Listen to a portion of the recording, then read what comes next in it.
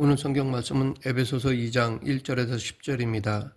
하나님께서 왜 인간을 만드셨는지를 깨닫는 사람은 복이 있는 사람인지 모릅니다. 사실 우리는 나를 향한 하나님의 창조 목적을 제대로 알고 있지 못하고 있습니다. 그래서 영적으로나 정신적으로 방황하게 되는 것입니다. 하나님께서 나를 왜 이 세상에 만드셨는지를 제대로 깨닫는다면 우리는 지금보다 더 의롭고 기쁜 마음으로 살 수 있을 것입니다. 하나님께서 당신을 사랑하는 자들을 향한 계획은 도저히 인간의 생각이 미치지 못하는 놀라운 것입니다. 사람이 무엇을 만들 때 그것에 대한 목적이 있고 계획이 있는데 이것은 하나님도 마찬가지입니다. 하나님께서도 인간을 창조하시고 그에 대한 계획이 있으십니다. 이 시간 하나님께서 나를 창조하신 목적이 무엇인지 알아보겠습니다. 첫째, 나를 하늘에 앉히시려는 목적입니다. 6절, 또 함께 일으키사 그리스도 예수 안에서 함께 하늘에 앉히시니. 예수님을 믿는다는 것은 우리가 생각하는 대로 그렇게 간단한 것이 아닙니다. 우리가 하나님의 계획을 아무리 이해한다고 하더라도 그분의 계획은 우리가 상상하는 것 이상인 것입니다. 즉 인간을 단지 이 세상에서 동물적이나 인간적인 삶을 살도록 하시기 위해 만드신 것이 아닙니다. 하늘의 신과 같은 삶을 살기 위해 창조하신 것입니다. 우리가 읽은 말씀을 알고 보면 우리들이 그냥 이 자리에 앉아 있을 수 없게 만드는 말씀입니다. 왜냐하면 우리를 하늘에 앉히셨다고 말하고 있기 때문입니다. 예수님께서 부활하셔서 하늘에 하나님 보좌에 앉아 계신다고 하는 말씀은 얼마든지 이해가 됩니다. 예수님은 하나님의 아들이시기 때문에 당연히 하늘 보좌에 앉아 계셔야만 합니다. 그러나 우리들이 하늘에 앉아 있게 되었다는 말은 잘 깨달을 수가 없습니다. 그것도 우리가 이미 그리스도와 함께 하늘 보좌에 앉아 있는 자가 되었다는 것입니다. 이것은 더 나아가 우리가 과거에 있던 일이 단 한 번으로 끝난 것이 아니라 지금까지도 계속 앉아있는 상태가 되었다는 것을 의미하는 것입니다. 지금 우리는 분명히 땅에 살고 있습니다. 지금 이곳에 살고 있는 사람이 어떻게 하늘에 계신 예수님과 함께 앉을 수 있겠습니까? 2000년 전의 사건이 지금 현재 믿어진다는 것은 우리의 이성이나 느낌으로 믿어지는 것이 아닙니다. 성경에 그것이 기록되어 있기 때문에 믿는 것입니다. 좀 더 정확히 말씀드리면 이 말씀이 하나님의 말씀이기에 믿어지는 것입니다. 이것은 나의 느낌이나 이성으로 이해가 되기 때문이 아닙니다. 나의 느낌이나 이성과는 아무런 관계가 없다는 사실입니다. 이순신 장군은 우리나라의 가장 위대한 장군이요 세계사에 길이 남을 명장입니다.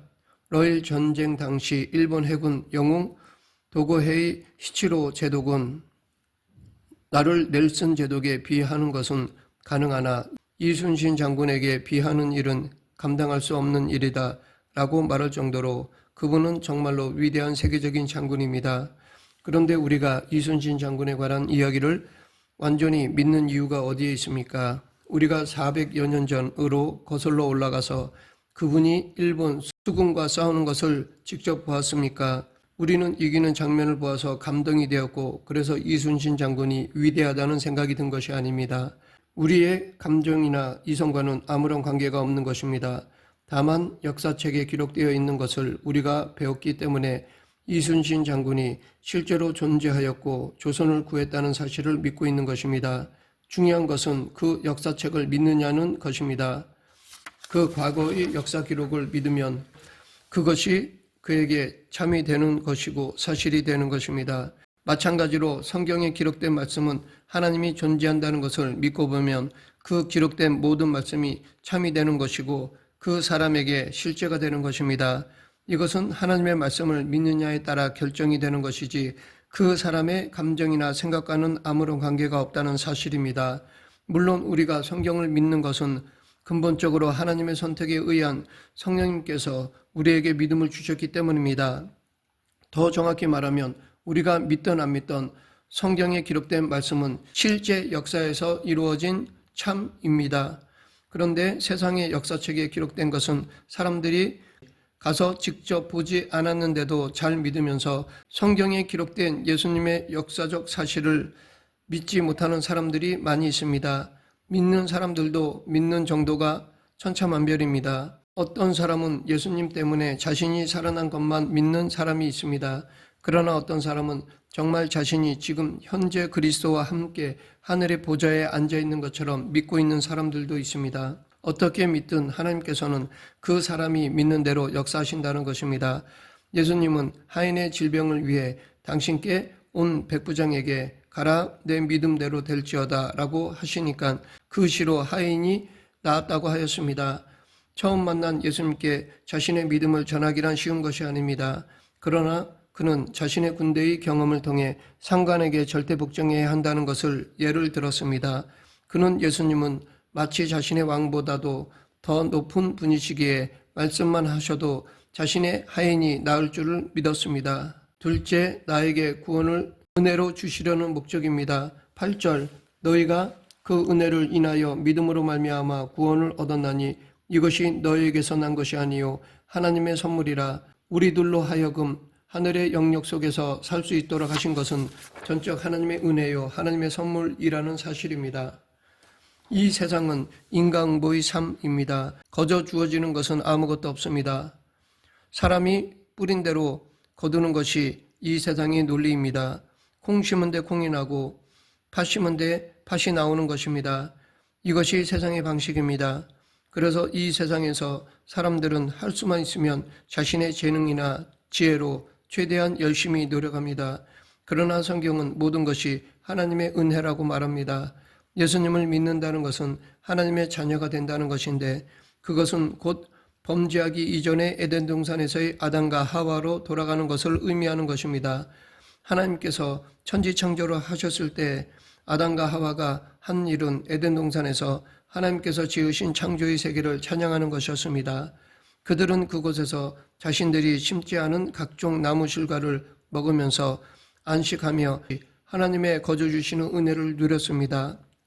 혹자는 구원받은 우리의 모습을 가나안 땅에 들어가 그 땅을 차지하는 이스라엘 백성들의 모습과 같다고 말합니다. 그것도 맞다고 봅니다. 그래서 모세는 이스라엘 백성들에게 내가 가서 그 땅을 얻음은 너희 의로움으로 인함도 아니며 내 마음의 정직함을 인함도 아니요 이 민족들의 악함을 인하여 내 하나님 여호와께서 그들을 내 앞에서 쫓아내심이라. 여호와께서 이같이 하심은 내 열조 아브라함과 이삭과 야곱에게 하신 맹세를 이루려 하심이니라 라고 하였습니다. 이스라엘 백성들이 가나안 땅을 차지할 수 있었던 것은 그들의 의로움이나 상대편보다 도덕적으로 낫기 때문이 아니었습니다. 그것은 오직 그들의 조상과의 약속 때문이었습니다. 아브라함과 이삭과 야곱에게 약속하신 그 약속 때문에 이스라엘 백성들이 가나안 땅을 차지할 수 있었던 것이었습니다. 이것은 지금도 마찬가지입니다. 우리들의 선함이나 의로움 때문에 하나님이 하늘에 속한 모든 것을 우리에게 거저 주시는 것이 아닙니다.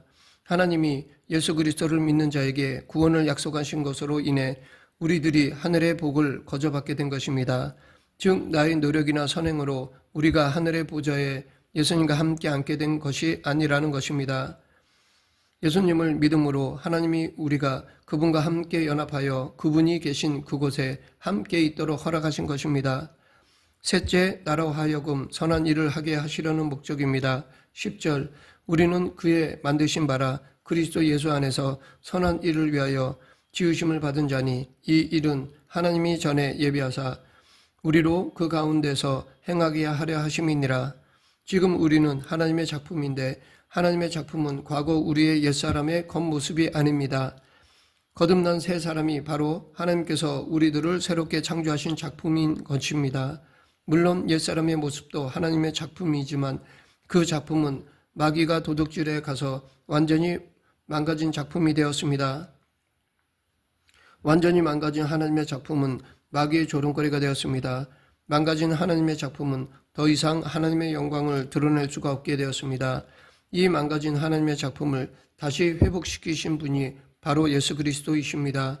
예수님께서 이 땅에 오셔서 우리를 위해 십자가를 지시고 돌아가심으로 도저히 살아날 수 없었던 인간의 영이 다시 살아나서 하나님의 거룩한 백성이 되었습니다. 그리고 우리를 통해 하나님의 선하신 일을 이루려 하십니다. 그러면 이 하나님의 선하신 일이란 무엇일까요? 사람들은 하나님의 선하신 일이 그냥 남들에게 도덕적으로 선한 일을 하며 살아가는 것이라고 생각합니다. 그러나 하나님의 선한 일은 단순히 남들에게 선을 베풀며 살아가는 것이 아닌 그 이상의 것입니다. 그것은 우리가 죽은 후가 아니라 이 땅에서 하나님 나라의 백성으로 살아가는 것을 의미합니다. 예수님께서 이 땅에서 하나님 나라의 백성의 삶을 사신 것처럼 우리도 이 땅에서 하나님의 백성으로서 하나님 나라를 세워가는 삶을 살아가는 것입니다. 그냥 단순히 예수 믿고 천당 가는 식의 신앙이 아니라 이미 이 땅에 도래한 하나님의 나라의 백성으로 성령의 권능으로 살아가는 것입니다. 예수님께서 이 땅에 오셨을 때 그분은 자신의 힘으로 살지 않으셨습니다. 하나님의 아들이셨지만 그분의 능력으로 사신 것이 아니라 오직 자신 안에 내주하셨던 성령님을 의존하며 사셨습니다. 그러기에 우리가 우리 안에 거하시는 성령님을 의지하면서 살아간다면 예수님이 이 땅에 살아가셨던 모습과 다르지 않을 것입니다.